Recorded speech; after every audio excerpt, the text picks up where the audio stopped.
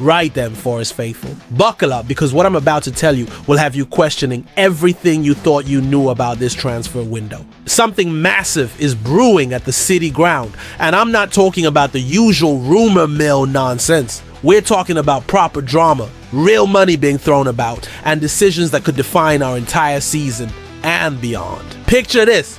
A Sky Sports pundit banned from our ground, a 24 for we for a 25 million bid that's got Manchester City scratching their heads, and a $35 million chase that's turned into an absolute nightmare.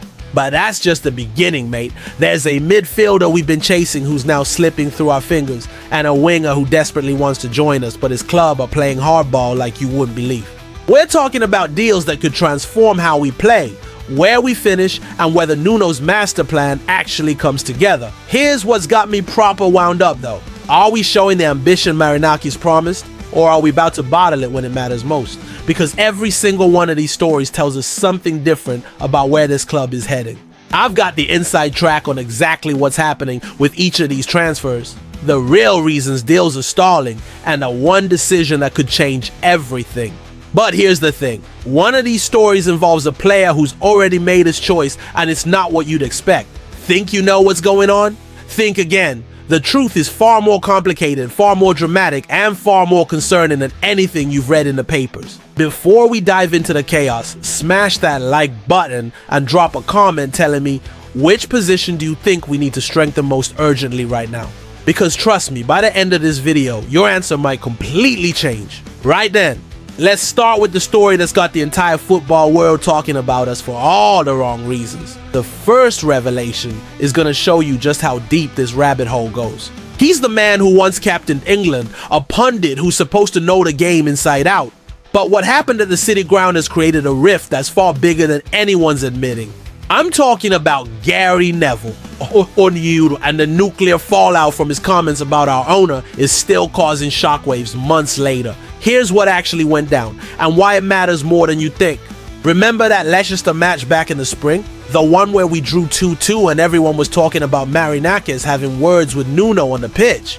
Well, Neville decided to wade in with both feet, didn't he?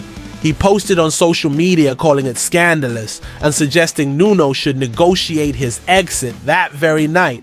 Proper inflammatory stuff, the kind that gets clicks and causes chaos. But here's what Neville didn't know, what he couldn't have known because he wasn't there. Taiwo Awoniyi had just suffered a serious abdominal injury that required surgery. Marinakis wasn't furious about the result, mate. He was concerned about our striker who was in agony. The owner was checking on the medical situation, making sure everything possible was being done. But Neville saw what he wanted to see, created his own narrative, and fired it off to his millions of followers. The club hit back hard, calling it fake news and demanding that former players stop rushing to judgment without the full facts. They specifically mentioned that baseless outrage for social media traction serves no one, especially no injured players. And how did Neville respond? Did he apologize? Did he admit he might have got it wrong? Not a chance. On his podcast, he mockingly said, "Sorry, Mr. Marinakis," in the most sarcastic tone you can imagine. Proper disrespectful. But this isn't even the first time, is it? Back in April, Neville accused us of acting like a mafia gang during that whole refereeing controversy after the Everton defeat. Marinakis threatened legal action. Sky Sports had to apologize. The whole thing was a mess. Now here's the current situation. Forest are demanding assurances from Neville before he's allowed back into the City ground in any broadcasting capacity. The club want guarantees that he'll show more restraint when commenting about Marinakis. As things stand, there's no expectation he'll be accommodated. Think about what this means. We've got a major broadcaster essentially persona non grata at our ground because their pundit can't keep his opinions to himself. It's unprecedented in modern football. But here's my question for you. Do you think the club are right to take this stand? Or should we just let it slide for the sake of media relations? Because this could set a precedent for how we deal with criticism going forward. Drop your thoughts in the comments right now, because this next story is going to show you exactly how ambitious we're being in a transfer market. He's 20 years old, he's already a full England international, and Pep Guardiola trusts him enough to give him 44 appearances in a season. But Manchester City have just told us exactly what they think our money's worth. I'm talking about Rico Lewis, and the $25 million bid that's just been laughed out of the Etihad Stadium. Now listen, this isn't some random punt we've thrown in. This is a calculated move for one of the most promising fullbacks in English football. Lewis can play right back, left back, he's comfortable in midfield, and he's got the kind of technical ability that makes Pep's system tick. Last season, this lad scored twice and got 5 assists while being one of the few bright spots in City's disappointing campaign. He's versatile, he's hungry, and at 20, he's got his entire career ahead of him. Our offer wasn't small change either. $25 million with performance-related add-ons worth another $4.3 million. That's serious money for a player who's not even guaranteed a starting spot at City next season. But here's where it gets interesting. We've already secured Ola Aina for another year, so why are we chasing another full back? Because Nuno's planning something different, isn't he? He's looking at that hybrid role Lewis plays for City, the way he drifts into midfield, the tactical flexibility he offers. Think about our system last season. How many times did we struggle when teams pressed us high? How often did we need someone who could carry the ball out from the back and create from deep positions? Lewis solves both those problems. But City's rejection tells us something important about the market we're operating in now. We're not just competing with championship clubs anymore. We're going head-to-head with established Premier League sides for top-tier talent. And sometimes $25 million just isn't enough. The French outlet Foot Mercado broke this story, which suggests City are taking it seriously enough to brief foreign media. That's not what you do when you're dealing with a frivolous bid. Here's what's really got me thinking though. This is the second Manchester City youngster we're chasing this window, isn't it? We're also closing in on James McAtee. Are we specifically targeting City's academy because we think they're undervaluing their young talent? It's a smart strategy if you think about it. City's squad is so bloated with established stars that genuine prospects like Lewis might see their development stalling. We can offer guaranteed game time, Premier League football, and a clear pathway to becoming a key player. But the rejection also highlights the reality of our situation. We're not quite at the level where top clubs will just roll over and accept our offers. We need to be smarter, more creative, maybe look at loan deals with obligations to buy. What do you think? Should we go back in with an improved offer for Lewis? Or is $25 million already pushing our budget too far? Because the next story is going to show you just how expensive this transfer window is getting. He's the player every Forest fan wants to see in red.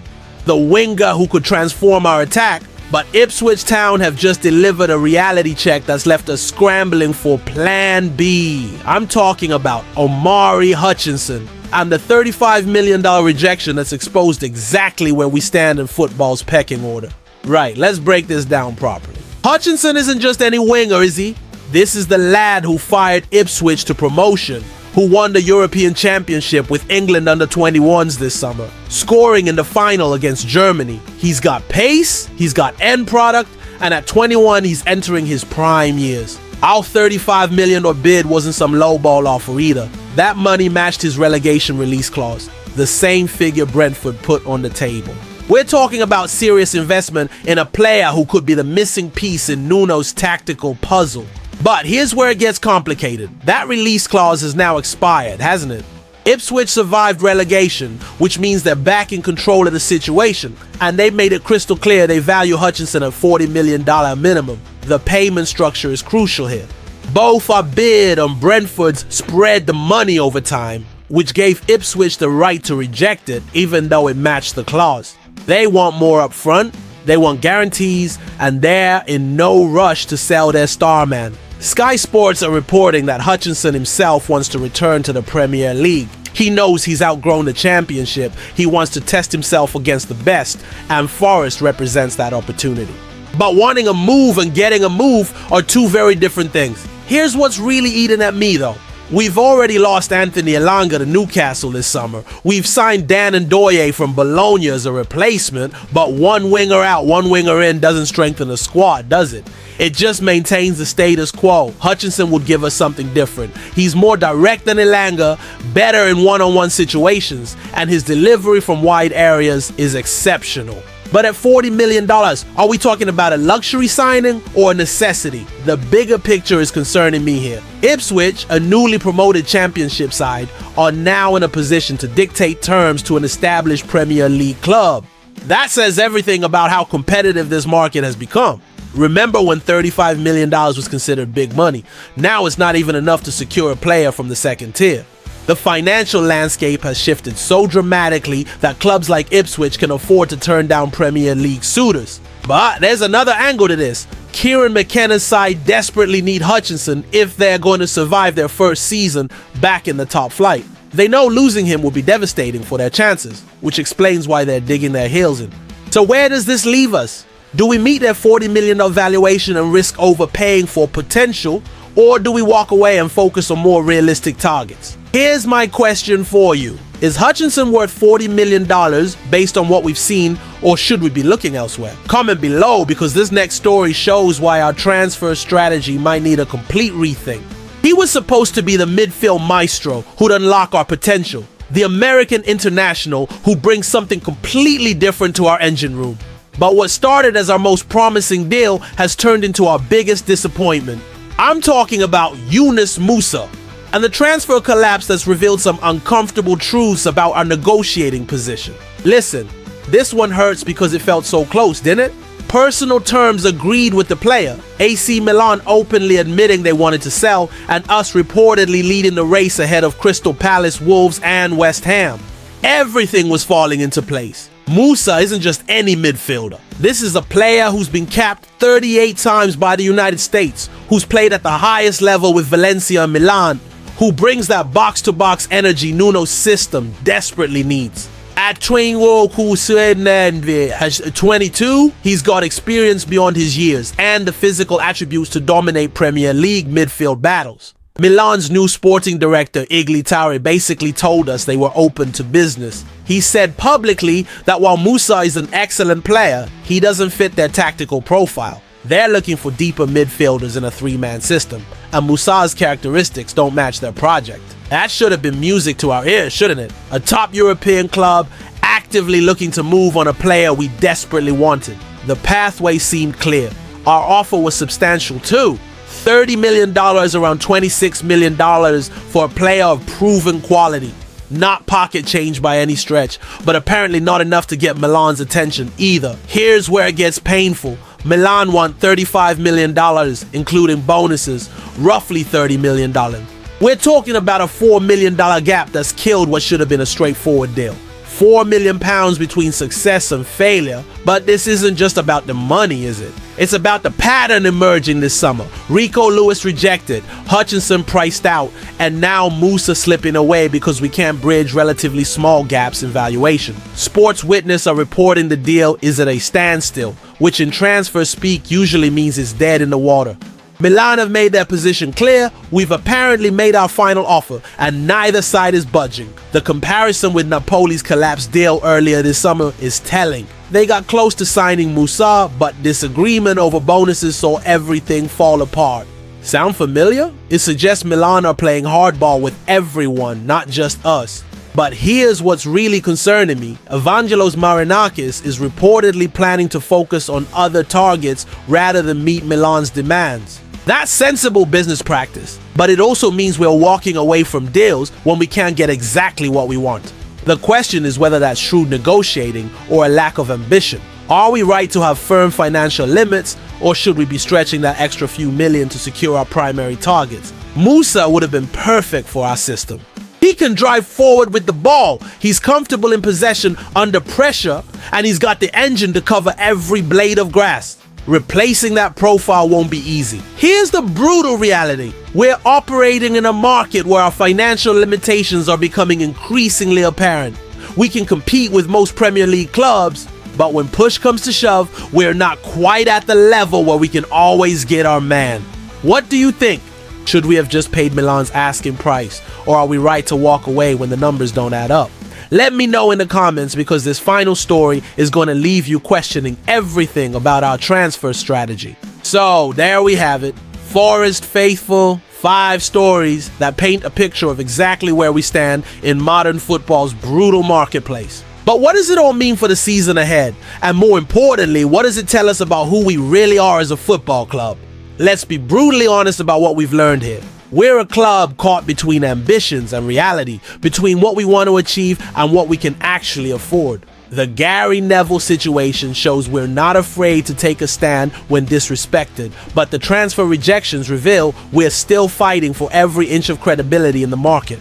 Think about it. We've had serious bids rejected for Rico Lewis, Omari Hutchinson, and Yunus Musa. That's nearly 90 million worth of offers turned down in a single window. These aren't speculative punts. They're calculated moves for players who would genuinely improve our squad. But here's the thing that's got me most concerned. We're losing out on deals because of relatively small gaps in valuation. 4 or 5 million here and there, payment structures, add-on clauses. These are the margins that separate success from failure now. The Hutchinson situation is particularly telling. A championship club can now turn down $35 million from an established Premier League side and demand even more. That's how inflated this market has become. How much power selling clubs now hold. Yet there's another way to look at this. We're targeting the right level of player, aren't we? Lewis, Hutchinson, and Musa are all young, talented, with room to grow. We're not desperately throwing money at aging stars or panic buying in the final days of the window. Nuno's vision is clear. Technical players who can adapt to multiple systems, young enough to develop but experienced enough to contribute immediately. The strategy is sound, even if the execution is proving challenging. But here's what's really keeping me awake at night. European football is coming to the City Ground for the first time in decades. We're going to be playing Thursday-Sunday football, dealing with fixture congestion, facing teams we've never encountered before. Are we building a squad capable of handling that challenge? Because right now, we look worryingly thin in key areas. One injury to Morgan Gibbs-White and our creativity suffers. Lose a key defender and our entire system could unravel. The Marinakis factor is fascinating too. His ambition is unquestionable. His investment in the club has been transformational, but even his resources have limits. We can't outspend the oil clubs. We can't match Chelsea's reckless spending, but we can be smarter. Maybe that's what this window is really about. Learning to operate at a new level, understanding our place in the hierarchy, accepting that some players will always be beyond our reach while identifying those who aren't. The encouraging sign is that players want to join us. Hutchinson wants to come. Lewis would probably be interested. Musa had agreed personal terms. Our reputation is growing. Our project is attractive, but translating interest into actual signings remains the challenge. So here's my final question for you, and I really want to hear your thoughts on this. Do you think we're being too cautious with our spending, or are we right to stick to our valuations even if it means missing out on targets? Because the truth is, this transfer window will define our next 2 years. Get it right, and European football could become a regular feature. Get it wrong, and we might be fighting relegation battles again. Smash that like button if you want more honest analysis like this. Drop a comment telling me which position you think we should prioritize in the final weeks of the window, and make sure you subscribe because I've got exclusive information about our next target that's going to blow your mind. The season starts in days, the transfer window is still open, and everything could change in the next 48 hours. Are you ready for what's coming next?